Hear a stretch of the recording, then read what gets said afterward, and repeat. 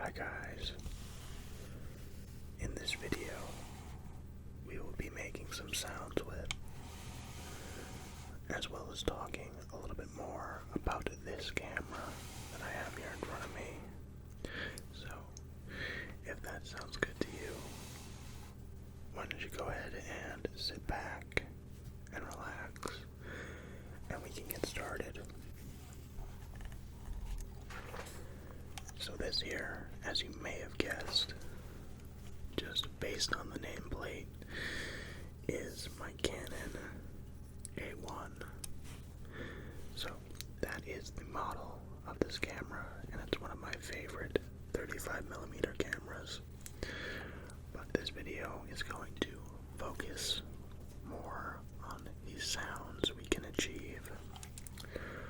But I do love talking about photography, so I'm sure some of that stuff will sneak in. But the first thing that I'd like to do is make a sound with the strap lugs right here. So it's a very interesting metallic sound.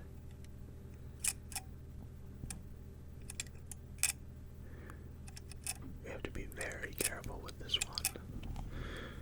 The microphones are quite sensitive. So something like that. So these just hold any camera straps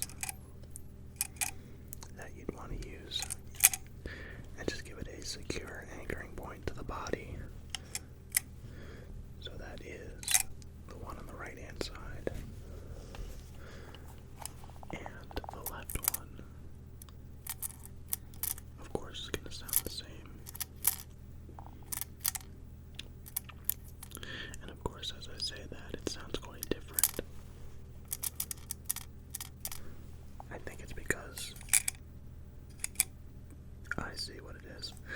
It's because this side has the grip and this side does not.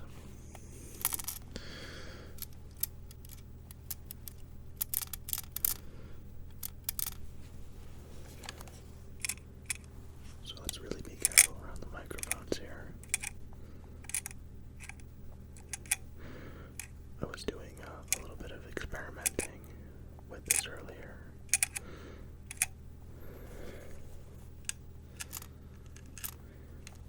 And I kept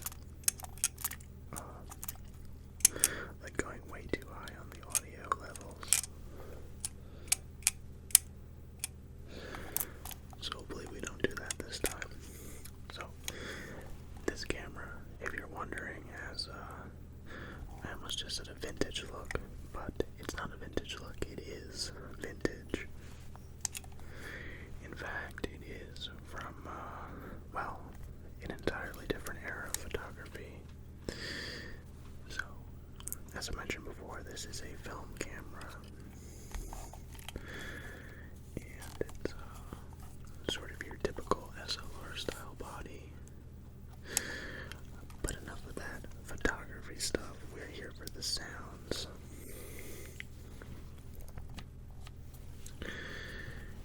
This next one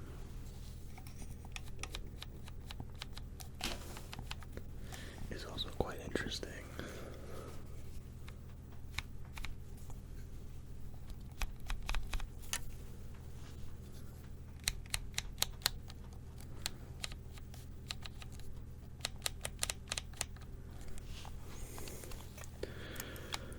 So this here is the Aperture Ring.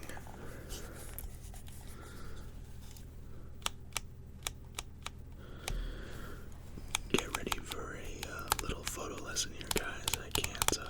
I can't stop myself. But for those of you that are unaware of what aperture does, what the settings mean, so for this lens,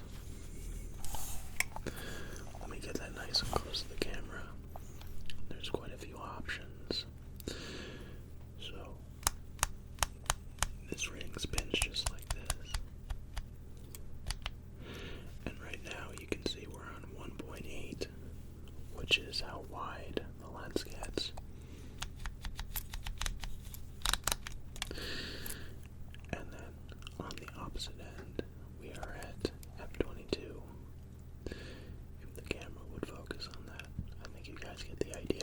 but something like f1.8 would achieve the look that we have now, where if I bring this close to the camera, you can see how much the background blurs out. So it's really good for isolating your subjects. And then on the opposite end, f22 is good for getting things all in focus in your frame. So typically you would, as far as f22 goes, you typically shoot landscapes a lot of times with that setting. And then with f1.8, a lot of times sports photography is down on that end for a number of different reasons, but the main one really being you can really isolate the subject and then kind of like blur out the crowd in back of them. So if you were ever wondering how like athletes are so sharp, and then by the time it gets to even different players behind them, sometimes how they get out of focus, it's by using a shallow depth of field. And then if everything's in focus, it's a deep depth of field. And then we have the other technical stuff like your focal plane, etc., etc. That's not what we're here for.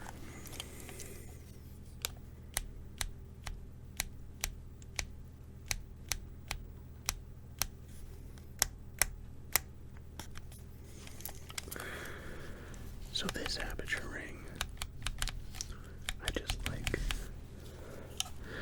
I like using this camera so much that I find myself,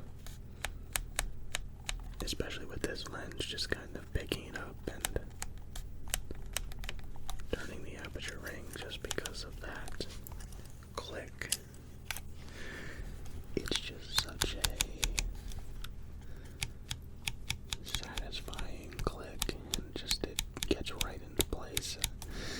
I don't know, I can't really explain it, but like the lenses on the digital cameras and my camera that I'm using now to film this, the aperture ring is very smooth.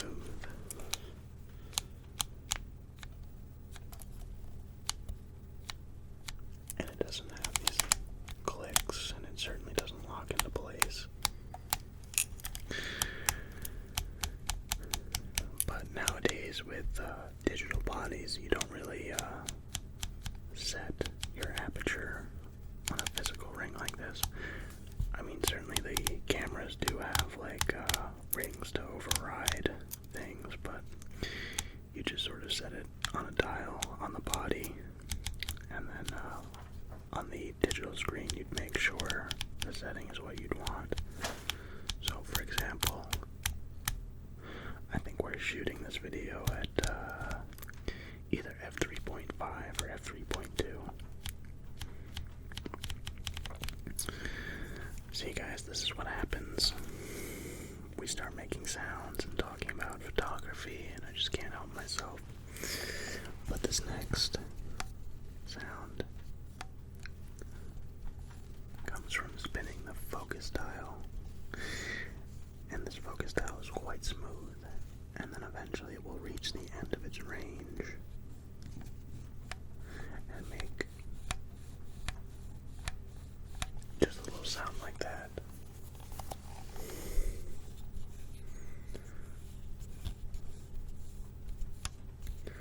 Just like that.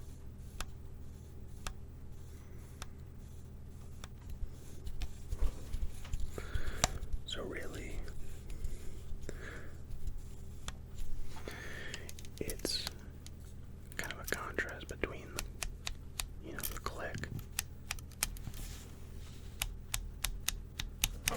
this aperture ring. And then this as well.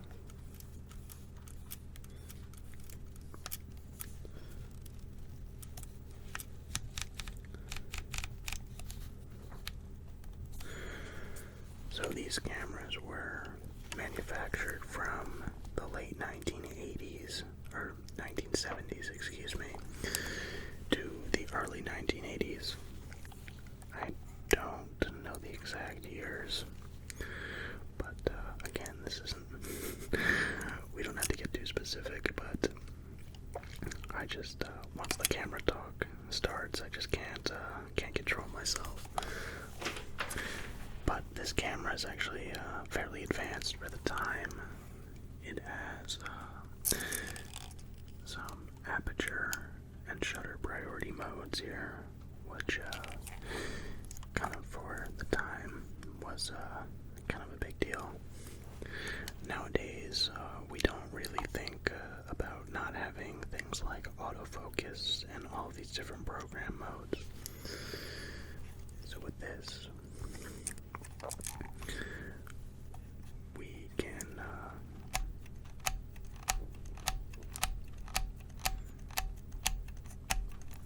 set the aperture as well.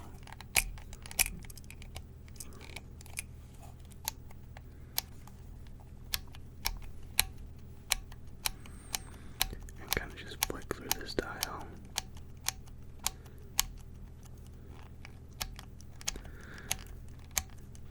And this camera has these priority modes because it does also contain a light meter within it.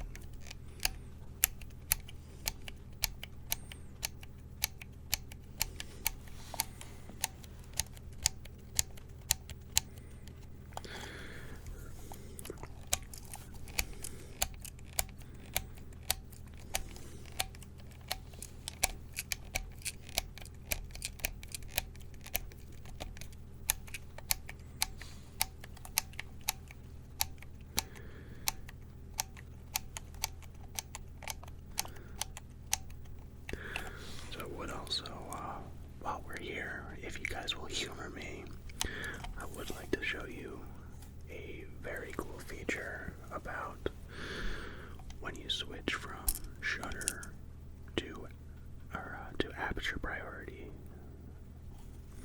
Oh my goodness, I can't speak tonight. When you switch from aperture priority to shutter priority. Let me see if I can get that close and in focus. But guys, you're going to want to keep your eye on this window right here. So, I'm going to have to do this backwards. Which way does it? Just flick it.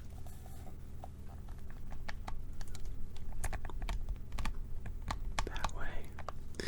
But you can see this window start to clear and then move over to a different set of numbers.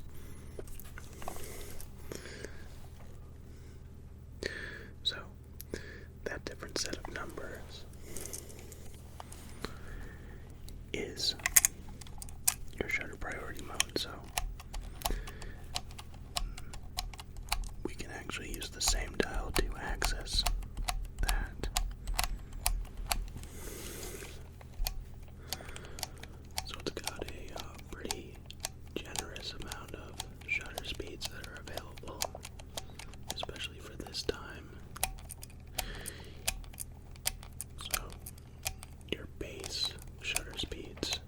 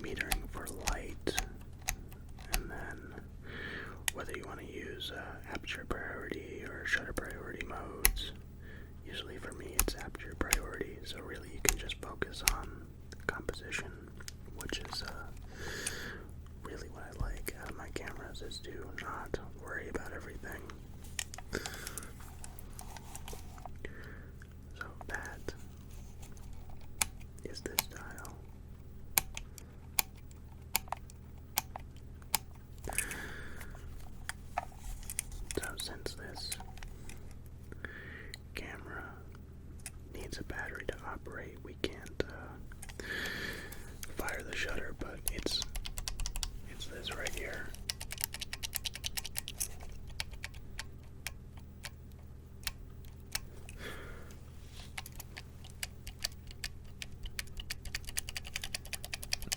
And then of course that would activate the shutter and the mirror, and that would be quite loud, so I didn't want to accidentally trigger that. And of course I'd have just a picture of the camera in front of me now. So film is getting quite expensive these days, so don't want to risk it.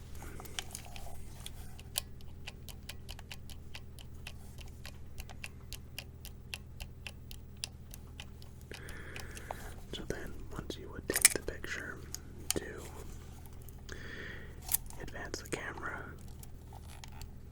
you'd pull out this film advance arm, and then normally it goes further back, and then you'd return it like that, and you'd be ready for the next shot. So something like that, but there is another noise, a very interesting sound as well, that I'd also like to show you guys, and that is going to come from this right here, which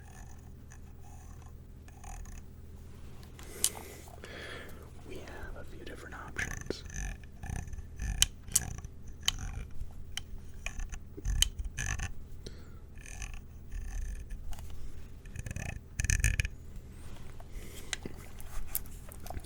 So the first one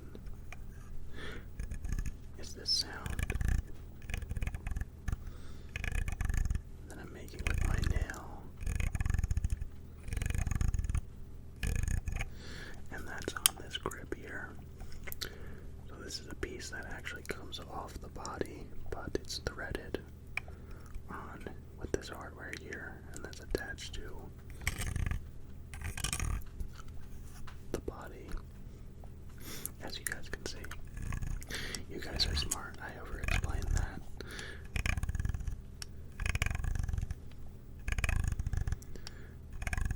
But there's this sound, as well as, if I give you guys just a quick preview.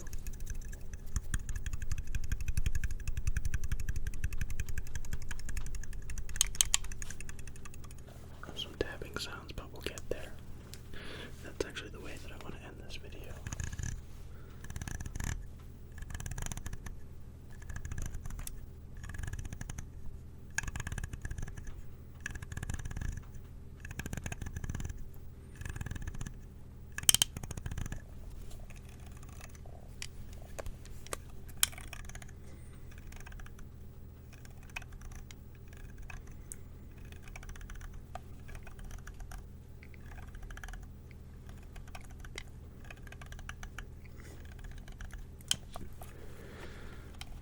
So other than that, if you are perhaps looking to get into film, this is a very good option. Although it's hard to know these days. All of these cameras have really ballooned in value, and they're not necessarily worth it. So if you can find this camera for maybe about $50, I'd say, with the lens. Usually it comes with, actually maybe $75 with the lens. It comes with this very popular Canon FD 50mm 1.8 pretty often. And it's a good lens and will get you started.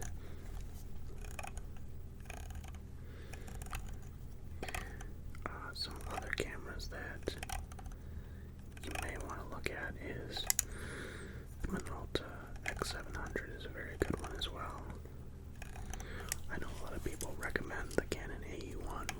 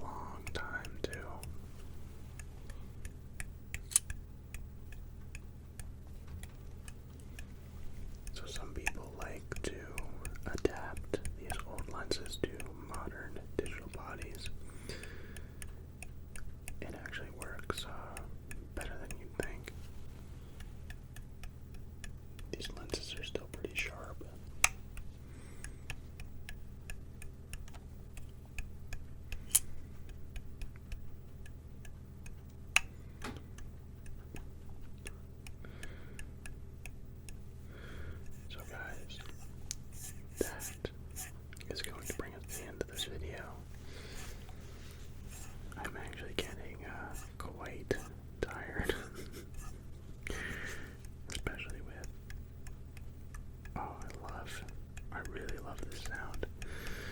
But when I do make these sounds, I also, well, I get very relaxed, but that also gets me very tired.